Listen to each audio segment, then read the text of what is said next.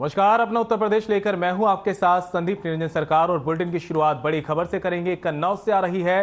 सदर तहसील पहुंचे डीएम और एसपी। समाधान दिवस पर सुनी लोगों की शिकायतें।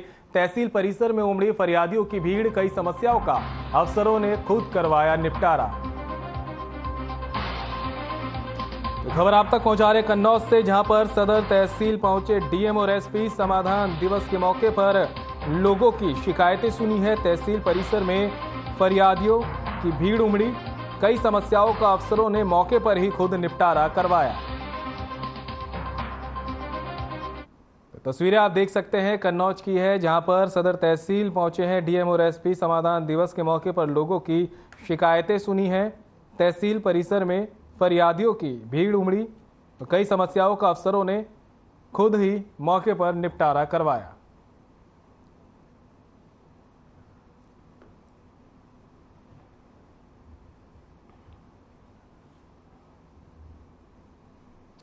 कन्नौज में बीजेपी जिलाध्यक्ष की कमान मिलने के बाद वीर सिंह भदौरिया का भव्य स्वागत हुआ। जिला बीजेपी कार्यालय पर यह सम्मान समारोह हुआ है।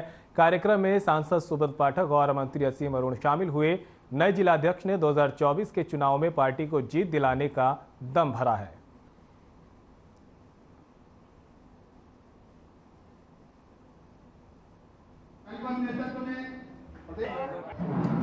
भारतीय जनता पार्टी कन्नौज में लोकसभा से लेकर जनपद में वैसे ही बहुत मजबूत है।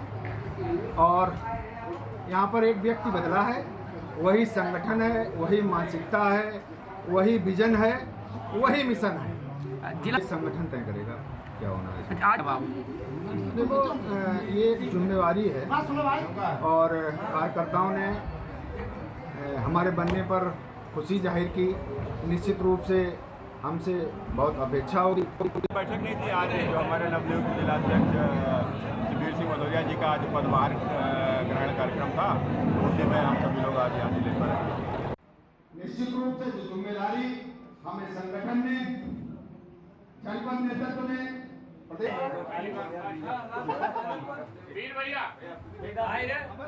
संचालक महोदय।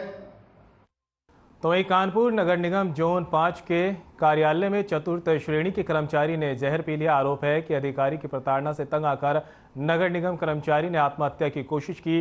जेई आलोक वाजपेयी पर पीड़ित परिवार ने प्रताड़ित करने का आरोप लगाया है।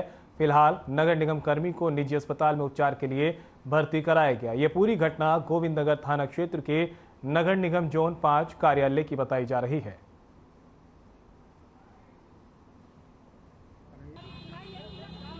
ऑफिस में बहुत टॉर्चर किया जा रहा था 1 महीने से।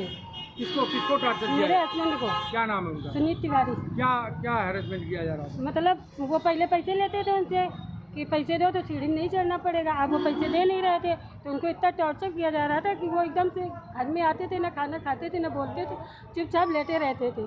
आज सुबह 9:30 बजे गए खैगन से ऑफिस निकल के, पता नहीं क्या बात हुई, उन कुछ खा लिया हम लोगों को। किसी गैर ने बताया, फ़ोन आया किसी का कि मैडम आपके हस्बैंड को बहुत बेहोश पड़े हैं। हम गए, देखा तो बेहोश पड़े थे। हमने कहा उनको उठा के हम उनको बैठे रिक्शे में हॉस्पिटल लेके आए। आलोक जेई के द्वारा जो एक लिस्ट आई थी, उसमें सभी परमानेंट कर्मचारियों के नाम थे। सुनील तिवारी जो पीड़ित है उसका भी नाम था, मेरा भी नाम था, मनोज का भी नाम था, सुखधाम का भी नाम था। ठीक है ना। हम लोगों को, हमारी पोस्ट मजदूर है, इन लोगों की पोस्ट सूचमेन है। रविंद्र दुबे, सुरेश और ये सुनील तिवारी, अमित सिंह, इनकी सूचमेन पोस्ट है।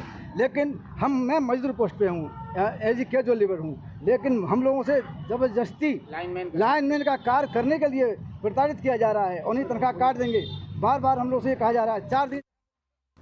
तो वहीं ललितपुर में नगरपालिका अधिशासी अधिकारी निहाल चंद कुशवाहा की कार्यशैली का अजीबोगरीब कारनामा सामने आया। बता दें कि नगरपालिका द्वारा पूर्व में एक सुपरमार्केट स्टेशन रोड पर बनाया गया था। इसमें सुनियोजित षड्यंत्र के तहत सुपरमार्केट को सीधे मेन स्टेशन वाली सड़क से जोड़ने वाली गैलरी में रातों रात 3 शटर लगवाकर एक व्यापारी को कब्जा करा दिया गया। नागरिक विकास मोर्चा इस मामले को लेकर अब संघर्षरत है और लगातार दूसरे दिन धरना प्रदर्शन कर रहा है, पर जिला प्रशासन के कानों पर जू तक नहीं रेंग रही। जिला प्रशासन ने अस्थायी तौर पर शटर के ताले खुलवाकर मामला शांत करवाने की कोशिश की, जबकि संघर्षरत मोर्चा स्थायी तौर पर गैलरी में लगे तीनों शटर हटवाकर गैलरी कब्जा मुक्त कराने की मांग पर अडिग है।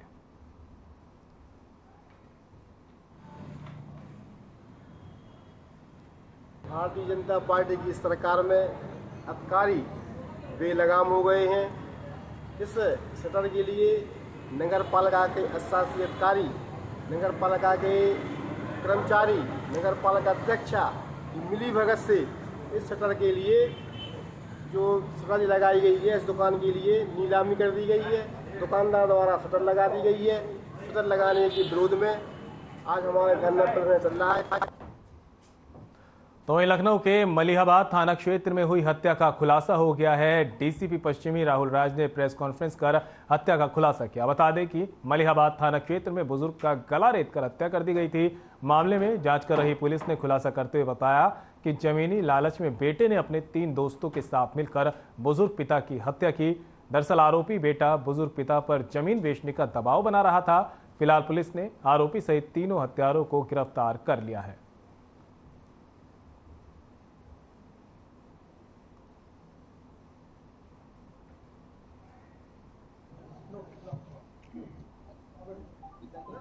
मृतक सोहन के 2 पुत्र थे। बड़ा पुत्र विमल था जो कि वादी है इस घटना का, और दूसरा पवन था।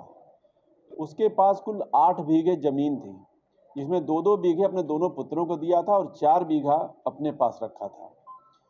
बड़ा पुत्र जो विमल जो वादी है वो चाहता था कि सारा जमीन जो है वो इसको मिल जाए, लेकिन उससे इसका पिता जो है असंतुष्ट रहता था और दोनों पिता पुत्र में मनमुटाव रहता था और पिता इस बात के लिए राजी नहीं था कि जमीन जो है हम पवन को दें और वो ये विमल को दे, अपने बड़े लड़के को, और वो अपने छोटे लड़के पवन के साथ ही रहता था और उसी के साथ खाता पीता भी था और अपने हाथे में सोता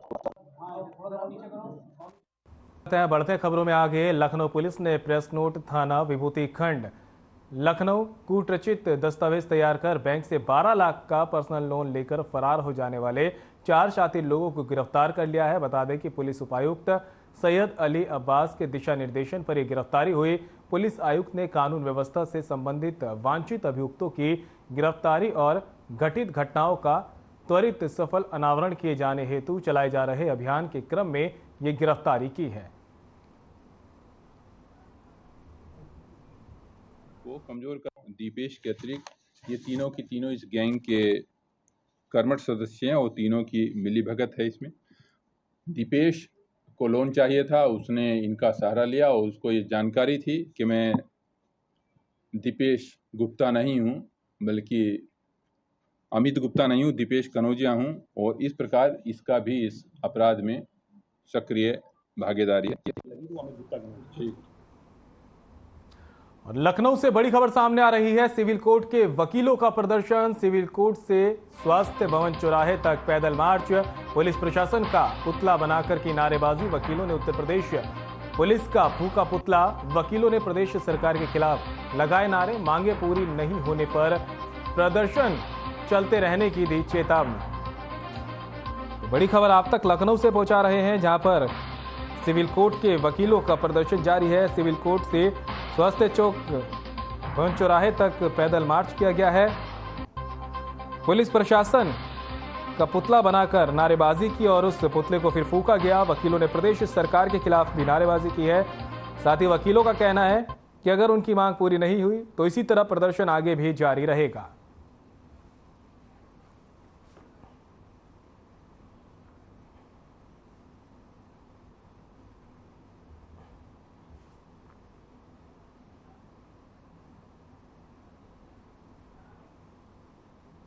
वहीं ललितपुर थाना कोतवाली प्रभारी निरीक्षक के नेतृत्व में थाना कोतवाली पुलिस ने 3 शातिर चोरों को गिरफ्तार किया है। चोरों की पहचान अप्पू राजा उर्फ सृजम, मोहम्मद इरफान, गोलू उर्फ संजय यादव के रूप में हुई है, जिनके कब्जे से चोरी की 3 बाइकें और एक लूटा हुआ मोबाइल बरामद हुआ है। थाना कोतवाली पुलिस ने गिरफ्तारी और बरामदगी के आधार पर अभियुक्तों के खिलाफ आगे की कार्रवाई शुरू कर दी है।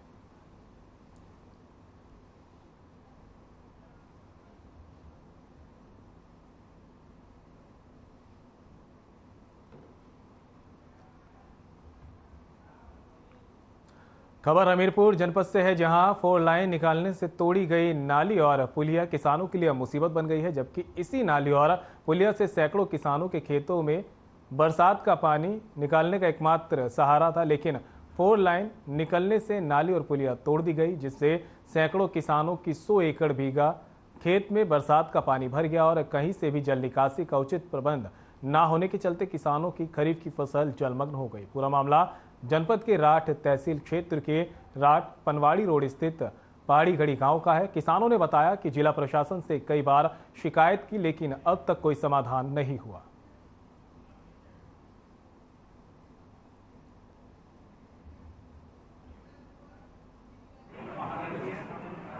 रोड के साथ पुलिया उखड़ के गई, ढोल डाल दिया, पानी निकल जाता, इतना पानी भरा था। तो खेतों में जो पानी भरा है तो निकासी नहीं है क्या? नहीं, तो रोड बना ना हाईवे साहब, सब भरी। तो ऐसे कितने किसानों की समस्याएं हैं? ये सब लगभग है 100-200 किसान हैं, 100-200 एकड़ जमीन है।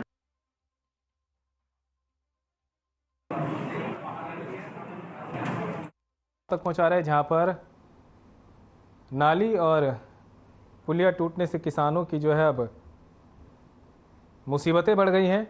आपको बता दें कि काम चल रहा था, जिसके चलते ये नाली और पुलिया टूट गई और अब जो जल निकासी का साधन था किसानों के खेतों से वो भी बंद हो गया है, जिसके चलते अब पानी किसानों के खेतों में खड़ा है और किसानों की मुश्किलें लगातार बढ़ गई हैं। आपको बता दें कि 4 लाइन निकालने को लेकर जो तोड़ी गई नाली और पुलिया अब किसानों के लिए मुसीबत बन गई है, जबकि इसी नाली और पुलिया से सैकड़ों किसानों खेतों में भरा बरसात का पानी। उन्नाव में पूर्व सांसद अनु टंडन ने सेवानिवृत्त शिक्षक सम्मान समारोह का आयोजन किया। कार्यक्रम में तमाम शिक्षकों का सम्मान किया गया। वहीं इस दौरान सपा के प्रदेश अध्यक्ष नरेश उत्तम बतौर विशिष्ट अतिथि शिरकत करने पहुंचे। मीडिया से बातचीत के दौरान उन्होंने बीजेपी सरकार पर जमकर निशाना साधा और कहा कि सपा की जीत का सिलसिला शुरू हो गया है। घोसी के उपचुनाव में जनता ने बीजेपी को धूल चटा दी। वहीं आजम खान पर आईटी रेड के मामले में उन्होंने कहा कि बीजेपी सरकार बदले की भावना से काम करती है, ऐसा नहीं होना चाहिए।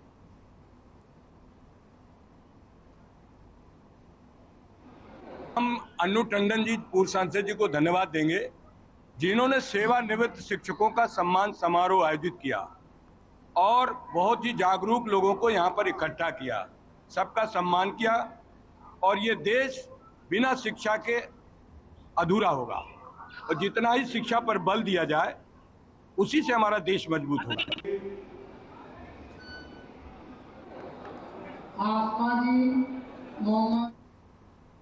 लखनऊ में विश्वकर्मा श्रम सम्मान योजना के अंतर्गत टूल किट वितरण और 50,000 करोड़ का मेगा ऋण वितरण समारोह का आयोजन हुआ। सीएम योगी आदित्यनाथ ने शिरकत की। आपको ले चलते हैं। विश्वकर्मा दिवस की पूर्व संध्या पर उत्तर प्रदेश सरकार के सूक्ष्म लघु मध्यम उद्यम विभाग के तत्वाधान में आयोजित आज के इस कार्यक्रम में मंच पर उपस्थित प्रदेश सरकार में मंत्रिमंडल के मेरे वरिष्ठ सहयोगी, प्रदेश सरकार के सूक्ष्म लघु एवं मध्यम उद्यम विभाग के मंत्री श्री राकेश सचान जी, प्रदेश के मुख्य सचिव श्री दुर्गा शंकर मिश्र जी, अवस्थापना एवं औद्योगिक विकास के आयुक्त श्री मनोज कुमार सिंह जी, क्षेत्रीय निदेशक भारतीय रिजर्व बैंक डॉक्टर बालो केनेच्चप्पा जी, अपर मुख्य सचिव सूक्ष्म लघु मध्यम उद्यम विभाग से अमित मोहन प्रसाद जी, मुख्य महाप्रबंधक भारतीय state bank Shri Sharad S Chandak जी, कोऑर्डिनेटर एसएलबीसी श्री समीर रंजन पंडा जी, एमएसएमई विभाग के सभी अधिकारीगण, सभी जो बैंकर्स हैं और प्रदेश भर से आए हुए सभी हमारे हस्तशिल्पी उद्यमी और प्रदेश में अपनी हुनर के लिए जिन्होंने और जिनके पूर्वजों ने प्राचीन काल से ही उत्तर प्रदेश को और देश को आत्मनिर्भरता के पथ पर अग्रसर किया है, ऐसे सभी हस्तशिल्पी और कारीगर, उपस्थित भाइयों बहनों, सृष्टि के शिल्पी भगवान विश्वकर्मा की जयंती की पूर्व संध्या पर मैं आप सबको विश्वकर्मा जयंती की हृदय से बधाई देता हूं। पूरे प्रदेश वासियों को मैं हृदय से बधाई देता हूं। यह हमारा सौभाग्य है कि सृष्टि के शिल्पी और नए भारत के शिल्पी प्रधानमंत्री मोदी जी का जन्मदिन एक ही दिन पड़ रहा है।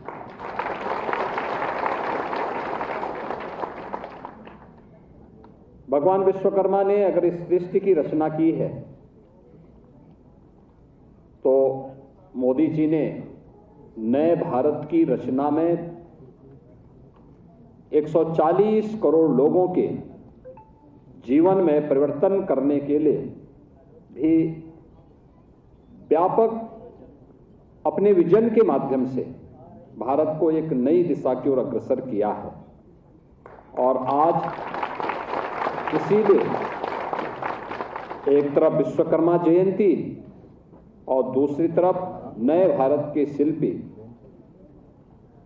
के जन्मदिन की पूर्व संध्या पर, क्योंकि कल भारत की एक बड़ी योजना का शुभारंभ प्रधानमंत्री जी करेंगे जो हस्तशिल्पी और कारीगरों के लिए अत्यंत उपयोगी होने वाली है। उस दृष्टि से राज्य शासन के द्वारा संचालित इस योजना को पूर्व संध्या पर हम लोगों ने किया है। विभाग को इसके लिए मैं धन्यवाद देता हूं और मैं इस अवसर पर अपने राज्य से जुड़े हुए सभी बैंकर्स को, यहां पे रिजर्व बैंक के क्षेत्रीय समन्वयक भी आए हैं, क्षेत्रीय यहां पर निदेशक आए हैं, मुख्य महाप्रबंधक भारतीय स्टेट बैंक और SLBC के साथ साथ हमारे बैंकर्स जो बैंक के महाप्रबंधक, मुख्य महाप्रबंधकगण यहां पर उपस्थित हुए हैं। इन सबको मैं धन्यवाद देता हूं कि आज इन्होंने प्रदेश के उद्यमियों के लिए प्रदेश भर में जहां कहीं भी प्रदेश सभी 75 जनपदों में जो कार्यक्रम चल रहे हैं, जिनमें हमारे सांसद, माननीय विधायकगण, प्रदेश सरकार के मंत्री उन कार्यक्रमों में उपस्थित होकर के 50,000 करोड़ रुपए के ऋण वितरण के कार्यक्रम को भी आगे बढ़ाने का कार्य कर रहे हैं। भाइयों बहनों, ये नए भारत का नया उत्तर प्रदेश है और ये नए भारत का नया उत्तर प्रदेश प्रधानमंत्री मोदी जी के विजन को प्रभावी ढंग से जमीनी धरातल पर उतारता है। आपने देखा होगा सन 2018 में हम लोगों ने उत्तर प्रदेश से परंपरागत उद्यम के लिए 1 डिस्ट्रिक्ट 1 प्रोडक्ट की योजना प्रारंभ की थी। 1 डिस्ट्रिक्ट 1 प्रोडक्ट की योजना उत्तर प्रदेश की एक अभिनव योजना थी। ये केवल प्रदेश के हुनर को एक प्लेटफॉर्म उपलब्ध कराने का नहीं था, उत्तर प्रदेश को निवेश के एक बेहतरीन गंतव्य के रूप में स्थापित करना भी था। और याद रखना, कोई भी बड़ा उद्यम, कोई बड़ा उद्योग तब तक सफल नहीं हो सकता जब तक कि MSME का एक बेहतरीन क्लस्टर उसके पास मौजूद न हो। और उत्तर प्रदेश इस दृष्टि से सौभाग्यशाली है कि MSME का एक बहुत बड़ा आधार उत्तर प्रदेश के पास परंपरागत रूप से था, लेकिन उपेक्षित था।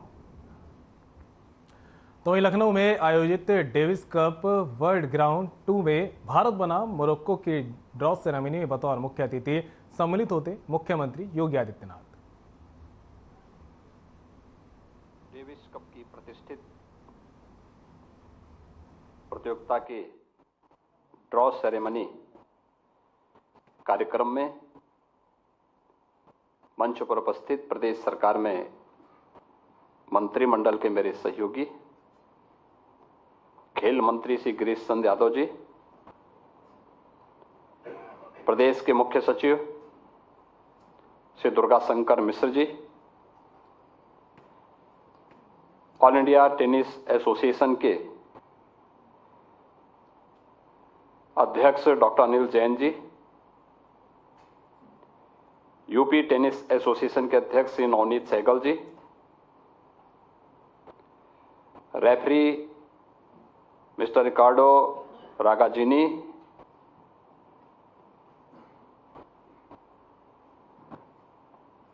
मोरक्को टेनिस एसोसिएशन से मिस्टर जाकारिया,